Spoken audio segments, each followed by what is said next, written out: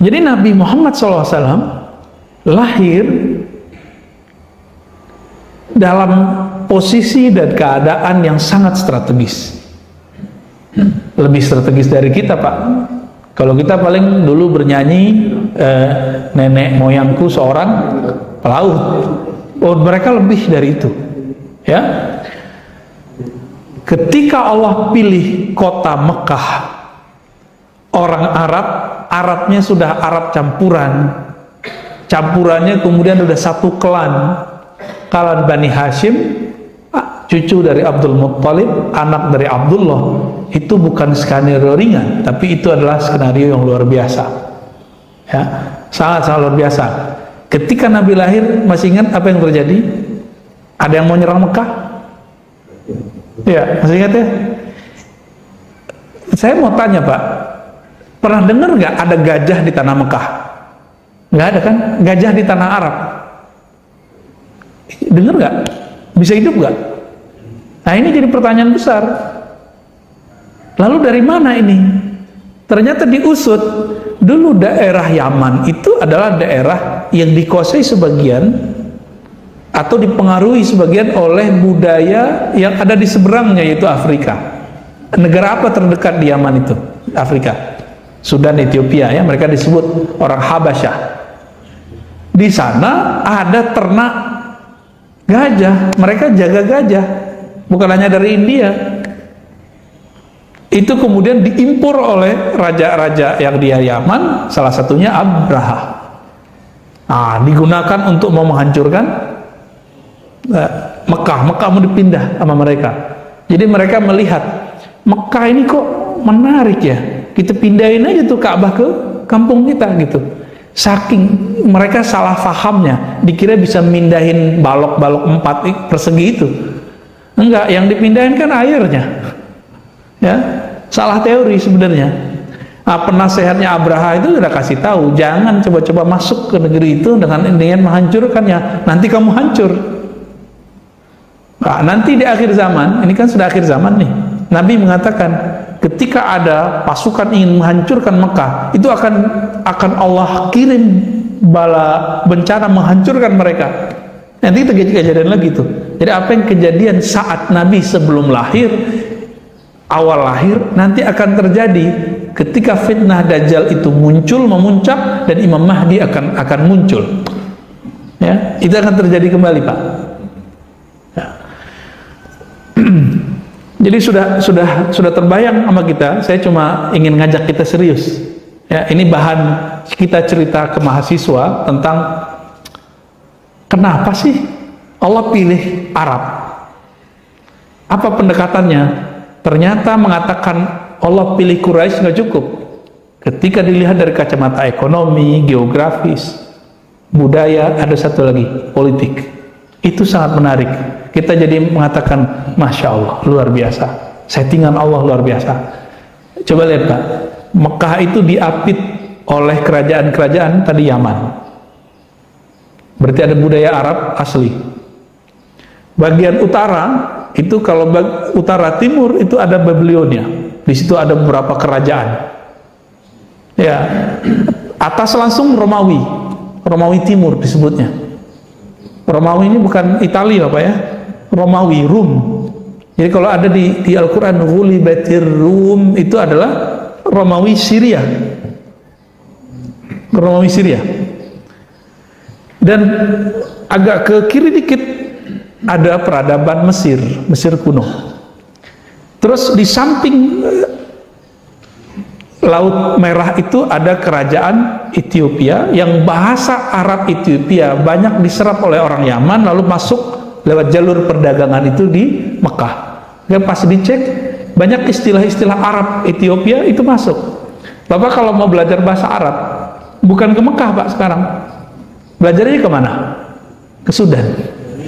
Ya, salah satu dosen saya dulu Pak Sayuti Nasution, ya, almarhum, suami dari ahli tafsir Indonesia, doktor tafsir pertama di Al-Azhar, Dr. Faiza, ya, orang cerdas aja itu, orang Betawi sini, Pak. Suaminya orang Mandailing, ya, Sumatera Utara. itu ngambil bahasa Arabnya di mana? Di Sudan. Ustadz yang masyhur sekarang ngambil S3-nya di mana? Sudan juga, walaupun hadis ya. Atau sebenarnya itu negeri bahasa sebenarnya itu. Mereka kalau ngomong Arab lebih fasih daripada wilayah-wilayah lain. Jelas. Fasih itu bahasa Arab artinya jelas. Itu maknanya. Itu peradaban politik, secara politik seperti itu. Jadi Mekah itu dikelilingi oleh budaya macam-macam.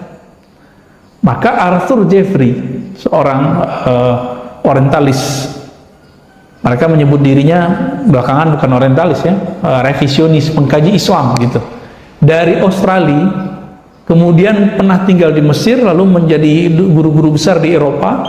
Ini menulis tentang kata-kata asing yang ada di dalam Al-Quran, yang diserap oleh Quran. Di situ dia kemudian menghubungkannya dengan teori politik, budaya, bahwa Mekah ini diapit oleh banyak hal. Salah satunya kerajaan-kerajaan itu, ya. Berdasarkan ini, Bapak Ibu Saudara bukan Allah, kita mulai menyadari, ternyata Arabnya Nabi itu bukan seperti Arab yang kita bayangkan sekarang. Itu negeri luar biasa. Diceritakan Abraha ingin memperebutkan, itu hanya salah satu contoh bahwa negeri ini hendak diperebutkan. Ini salah satu muqaddimah dalam memahami kok seorang Nabi Muhammad SAW yang dipilih. Kira-kira seperti itu. Nabi Muhammad punya ayah Sayyid Abdullah punya ayah Abdul Muttalib, punya ayah, siapa nama ayahnya?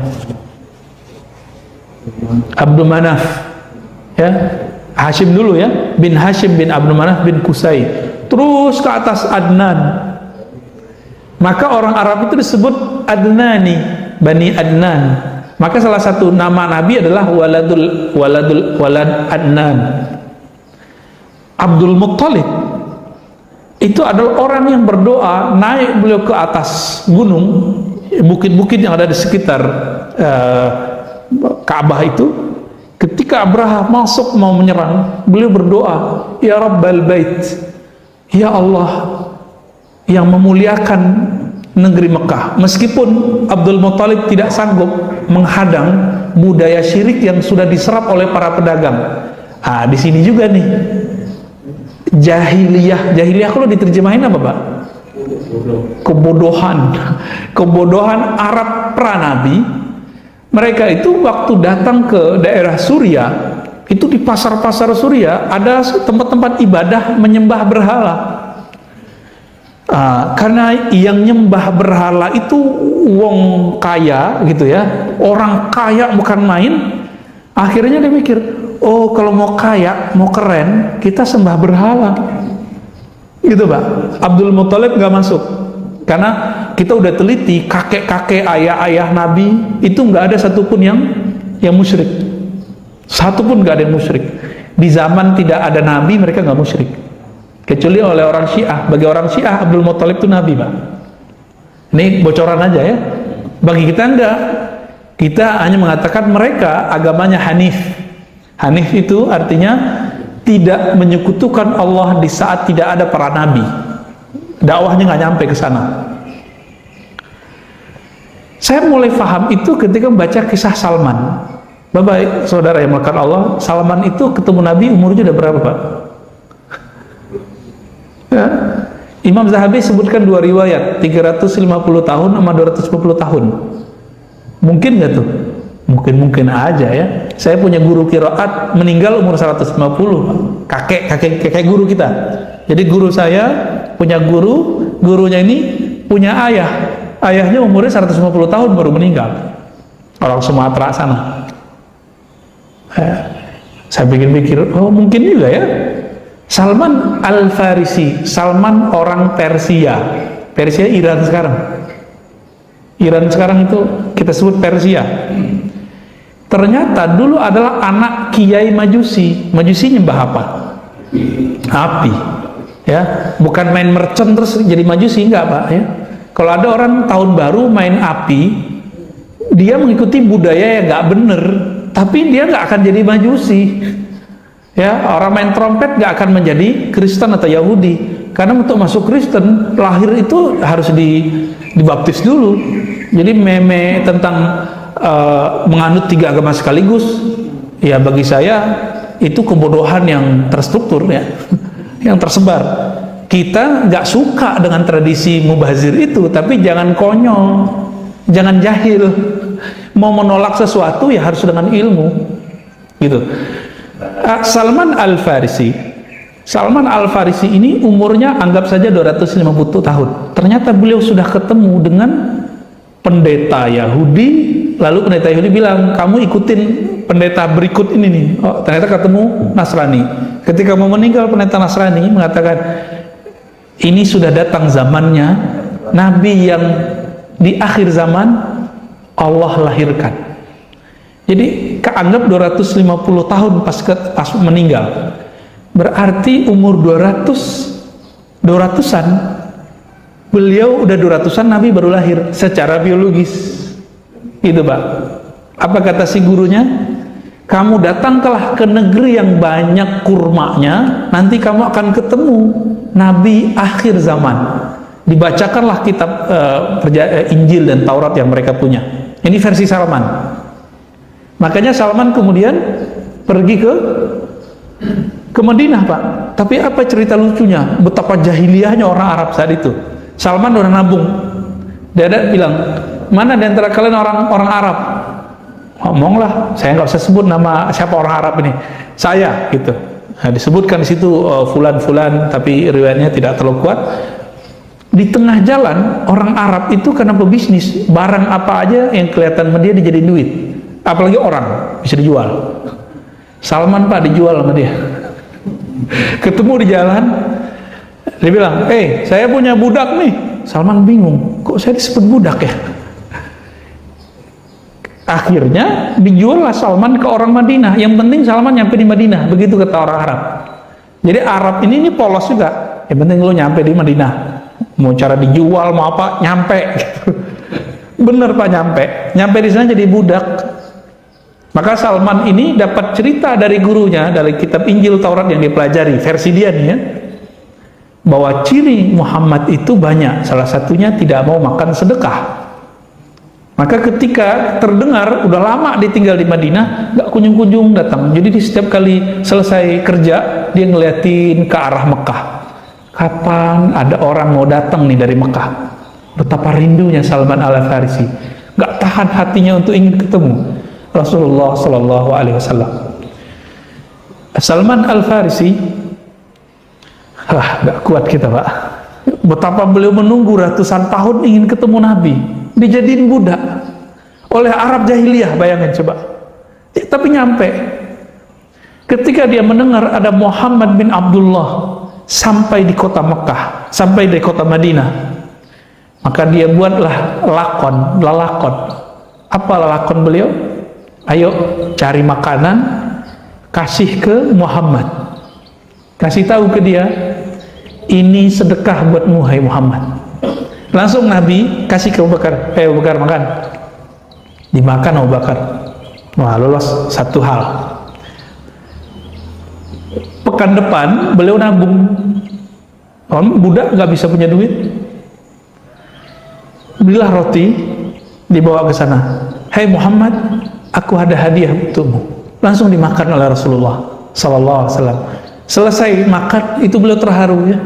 Wah, hadiahku dimakan. Benar nih ketemu orangnya.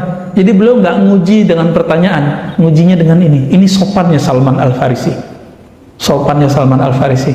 Betapa girang hatinya, dia kemudian menjabat tangan Nabi.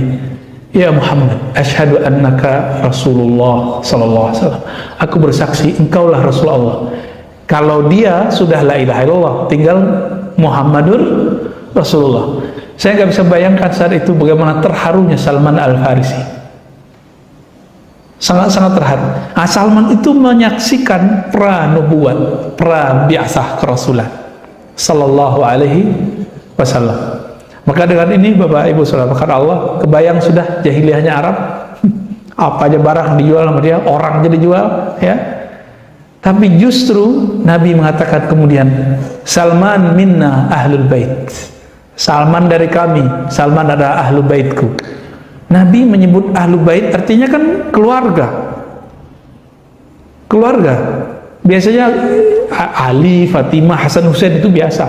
Tapi sekarang yang disebut adalah Salman Al-Farisi radhiyallahu ta'ala anhu. Ternyata kekeluargaan itu ada dua. Ada kekeluargaan rohani, ada kekeluargaan jasmani. Keturunan Nabi, tapi akhlak nggak akhlak Nabi, keputus. Yang memutus langsung Fatimah. Ya.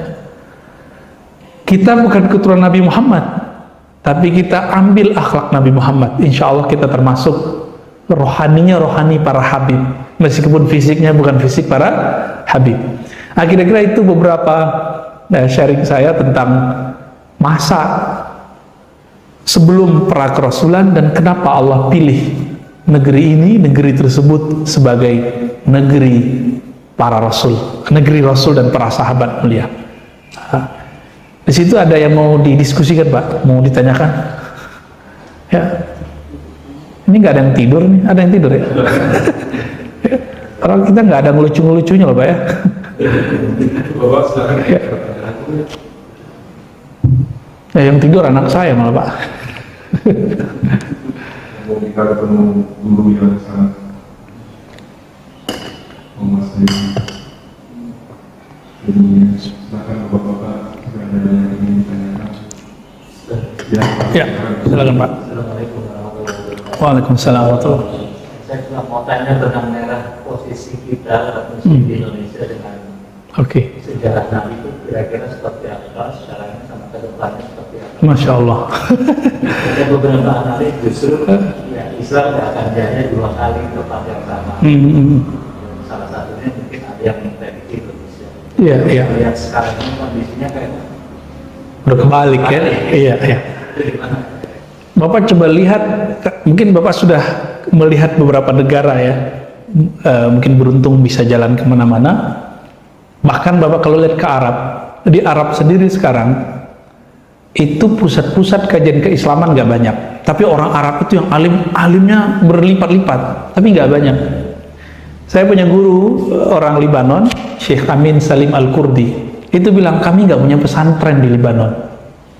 Itu negeri Arab loh Pak, tapi mereka punya gereja-gereja, lembaga-lembaga seminari Kristen banyak sekali.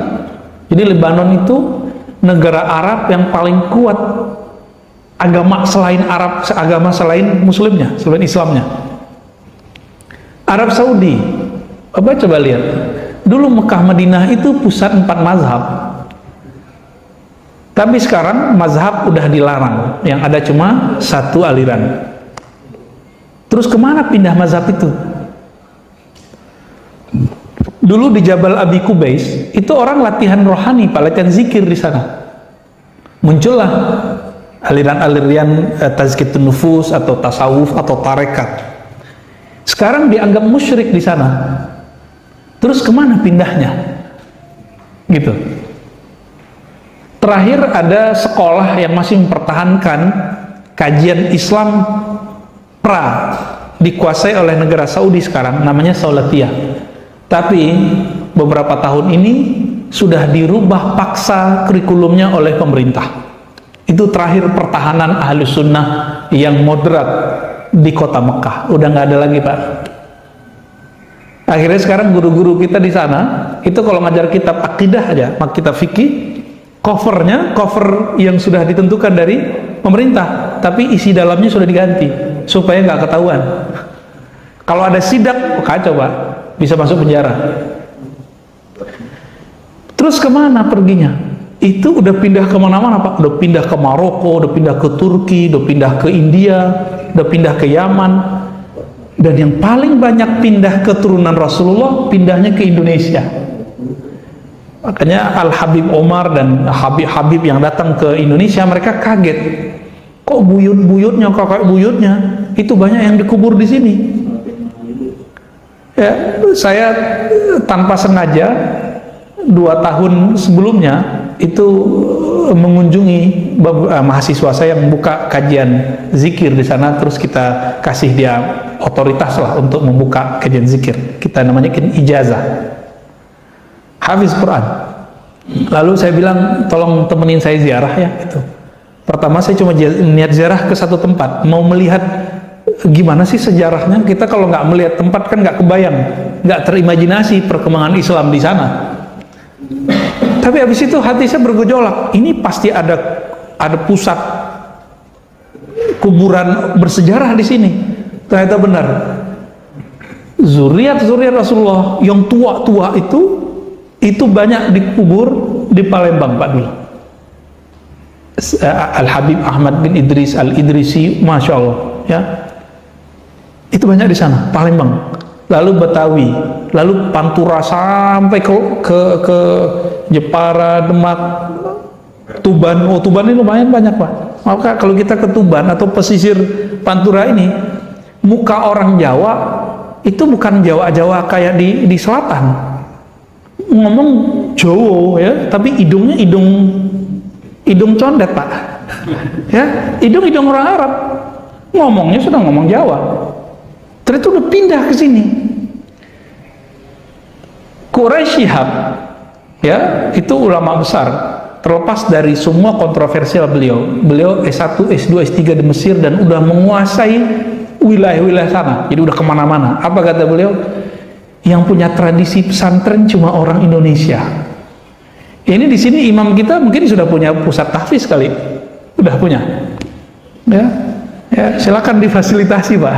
Ya, di mana-mana saya ngelihat, oh rumah tahfiz itu baru Quran, belum TPQ, belum lagi MDA, belum lagi yang serius mahat, udah dahsyat sekali. Dan di Indonesia bikin pesantren nggak perlu izin, cukup kesepakatan masyarakat, benar nggak?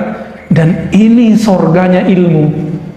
Kita nggak ketemu di belahan manapun sekarang di dunia seperti Indonesia. Kita bersyukur.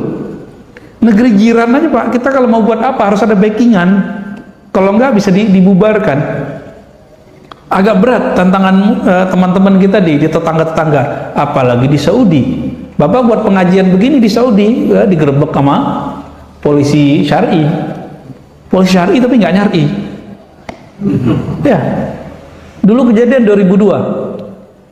Sekolah perempuan kebakaran, orang Malaysia kan pakai cadar, ya udah jadi budaya agama, jadi budaya yang dilembagakan dalam bentuk kewajiban beragama. Jadi orang Saudi itu nggak bisa lepas perempuannya dari, nggak bisa lepas, itu udah jadi, atau agama yang berbudaya, saya terserahlah diistilah kenapa, karena implikasinya nanti beda.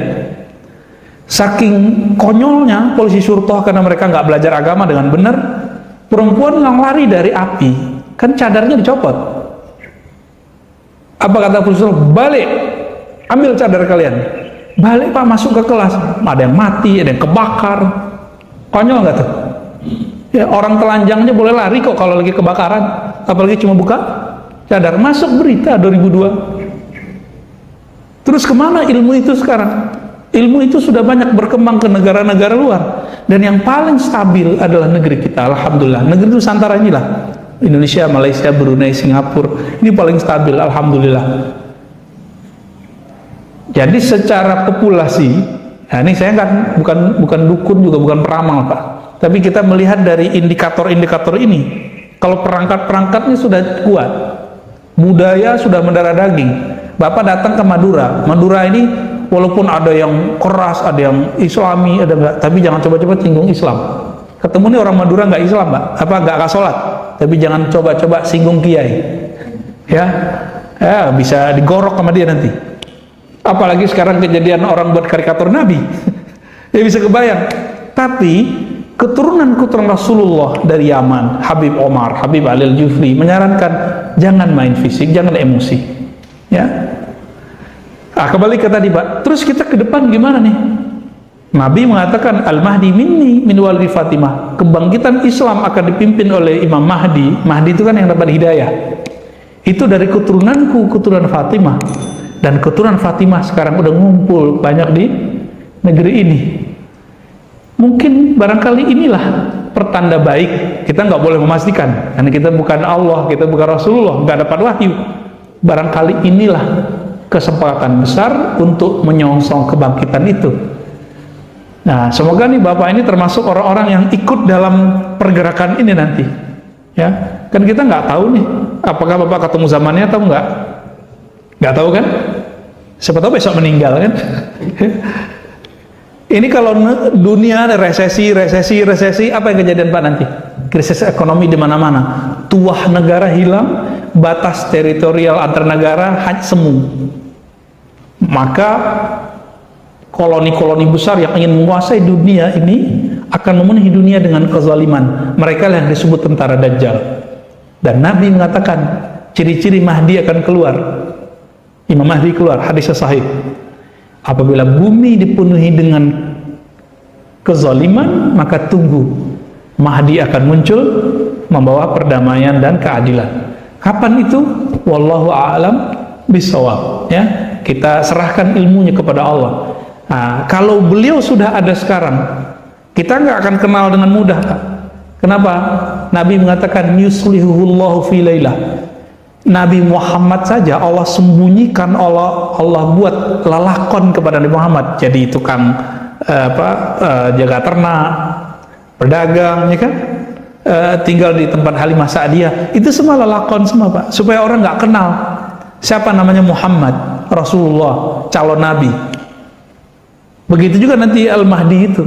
Mungkin ada di negeri kita, negeri mana, ya kelihatan sama orang. Sampai nanti Allah islah, baru ketahuan. Dan semoga negeri kita siap untuk menyambut itu. Ya, dan ini bukan cerita dongeng, hadis-hadisnya sahih. Ya, baik. Ada banyak pertanyaan di online. Nah, kita ringkas-ringkas saja, Pak. Pertanyaan dikit, kita jawab dikit. Bapak, kira-kira apa Rasulullah menurunkan Muhammad di Arab? Sallallahu alaihi wasallam. Pakai bahasa Arab misalnya. Iya, pakai bahasa Arab ya. Yang kedua, kan Islam turun di Arab. Pasti juga bisa misalkan budaya, bagaimana misalkan budaya. Oke. Abu Jahal, Abu Lahab orang Arab kan? Ya. Tapi Nabi Muhammad gak ikut budaya Arabnya Abu Jahal. Nabi Muhammad itu anti mainstream. Di saat budaya orang Arab kalau bersumpah billat wal uzza, demi berhala dewa Lata dan Uzza, Nabi Muhammad nggak mau, billah, demi Allah. Ketika orang di hari-hari tertentu datang menyembah dan memberikan sesajian untuk Lata, Uzza dan 360-an berhala, Nabi Muhammad ikut nggak? Enggak, Nabi Muhammad malah nyepi di berkhalwat di Gua Hira. Anti mainstream. Tapi Nabi Muhammad SAW tidak pernah kemudian berbenturan langsung sampai ada perintah dari Allah. Gitu. Bahkan beliau menjadi tokoh.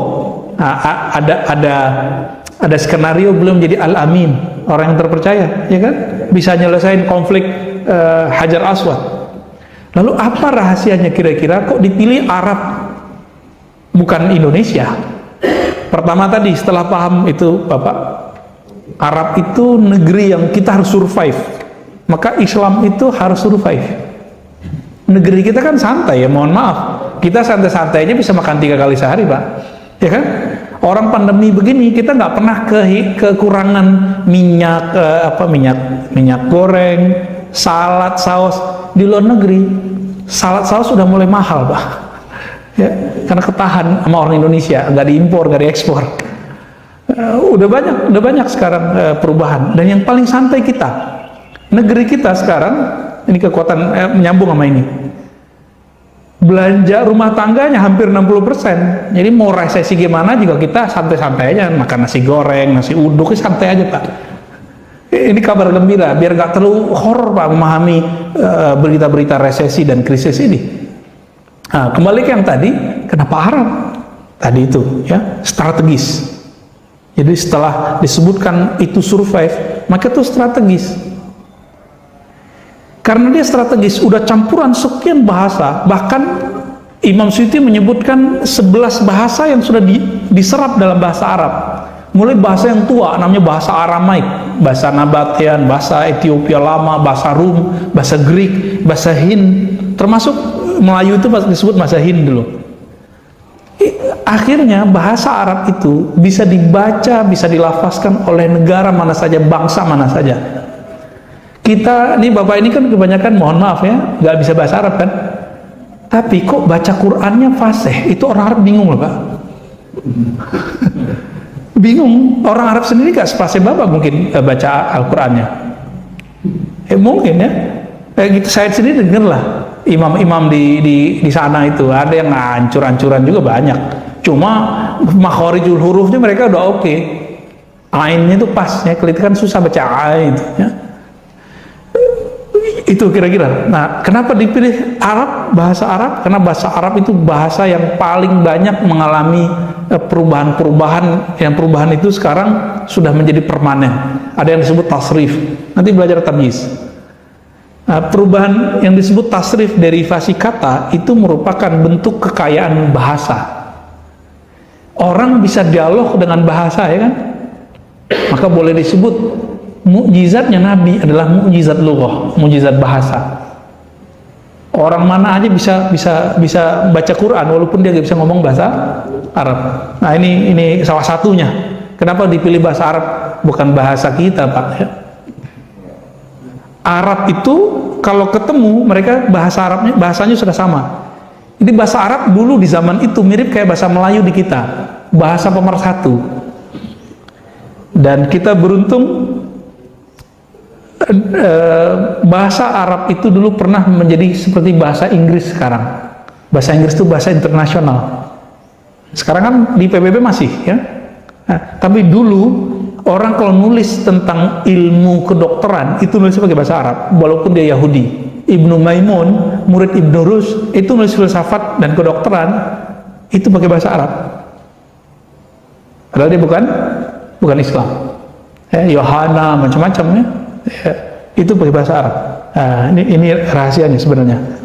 Nah, maka di luar sana, di barat sekarang banyak pusat Ibnu Sina Center apa gitu. Nah, itu kita lihat dari hal-hal ini. Ya, lanjut Pak.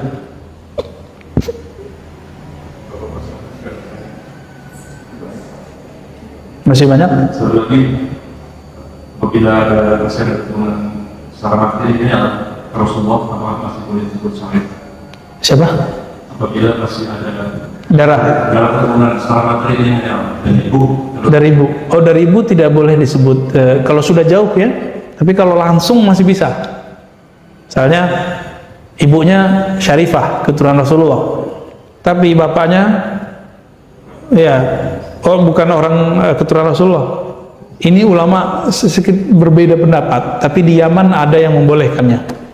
Tapi masih jalur pendek. Tapi kalau sudah keturunannya lagi udah enggak. Ya, keturunannya lagi enggak. Gelar Habib Sayyid ini Bapak Ibu, ini mirip kayak hadis. Tinggal dicek nasabnya benar atau enggak. Kalau benar disebut Habib Sahih. Sama hadisnya kalau dicek ini transmisinya rawinya benar enggak. Kalau benar disebut hadis Sahih. Kalau enggak begitu juga. Maka di Indonesia ada Habib yang benar, yang sahih, ada Habib yang hasan ya, yang kuat-kuat tapi masih kalah pamor, kalah nasab dengan yang satu lagi, dan ada yang Habib doif dan palsu. Itu banyak. Nah, cuma modal hidung mancung sama jenggot terus pakai gamis sama serban udah jadi Habib, enak amat ya. Hati-hati, man kadzaba alayya muta'ammidan falyatabawwa maq'adahu minan nar. Kalau nggak yakin amat keturunan Rasulullah, jangan ngaku keturunan Rasulullah. Jadi hamba biasa aja, jadi orang biasa, dan bebannya lebih dikit. Keturunan Nabi, keluarga Nabi, dosanya itu dibesarkan melebihi orang biasa, sebagaimana pahalanya dibesarkan melebihi orang biasa. Sadar? Apakah akan dipilih oleh Allah karena salah satunya sebagai bangsa pengobatan? Itu salah satu hikmah yang diambil oleh beberapa sejarawan ya, mereka nomaden dulu, tapi ketika sudah ada Ka'bah udah enggak, mereka sudah enggak nomaden lagi. Nah, ini penting. Sejarah nomadennya Arab itu berhenti ketika Zam-Zam sudah ditemukan oleh mereka. Jadi Zam-Zam itu artinya kan kumpul. Zam-Zam itu simbol dari berakhirnya peradaban tua, peradaban pindah-pindah. Ini luar biasa dari Zam-Zam itu. Cukup Pak? Alhamdulillahirrahmanirrahim. Lebih kurang itu Bapak Ibu yang melakukan Allah, refleksi pra kerasulan sehingga kita faham, oh luar biasa memang nabiku ya. Nabi kita memang dilahirkan di tempat pilihan, bukan di tempat biasa, sehingga wajar kalau kemudian ajarannya berkembang di seluruh dunia. Meskipun kita bukan cuma 2 miliar Pak ya, cuma 2 miliar, tapi agama yang lain walaupun mereka bermiliar-miliar, mereka itu satu aliran dah kayak satu agama. Contohnya Katolik, Kristen, itu kan banyak aliran-alirannya. Satu aliran dah satu agama, udah beda dengan aliran sebelahnya. Oleh karena itu secara populasi majmuk tetap saja Muslim adalah terbesar di dunia. Semoga kita termasuk yang terbesar itu. Amin ya rabbal alamin. Kita tutup dengan doa pendek. Astagfirullahaladzim. Allahumma ya Allah, ampunkan dosa kami, ampunkan pikiran kami, ampunkan kejahilan kami. Allahumma ja'alna mimman shalla ala nabi Muhammad sallallahu alaihi wasallam. Ya Allah, jadikan kami orang yang banyak berselawat kepada nabi kami. Allahumma ja'alna mimman arafan nabiy sallallahu alaihi wasallam. Ya Allah, jadikan kami orang yang betul-betul mengenal Nabi Muhammad sallallahu alaihi wasallam. Jangan jadikan kami seperti Abu Jahal, Abu Lahab yang melihat Muhammad bin Abdullah tapi tidak melihat Muhammad Rasulullah. Allahumma ya muqallibal qulub, tsabbit qulubana ala dinika wa ta'atik. Ya Allah, jika Engkau telah masukkan iman ke dalam hati kami, tolong tetapkan semua itu, hidupkan kami dalam ketaatan dan wafatkan kami dalam husnul khatimah. Rabbana atina fid dunya hasanah wa fil akhirati hasanah wa qina adzabannar. Sallallahu alaihi Muhammad walhamdulillahi rabbil alamin. Assalamualaikum warahmatullahi wabarakatuh.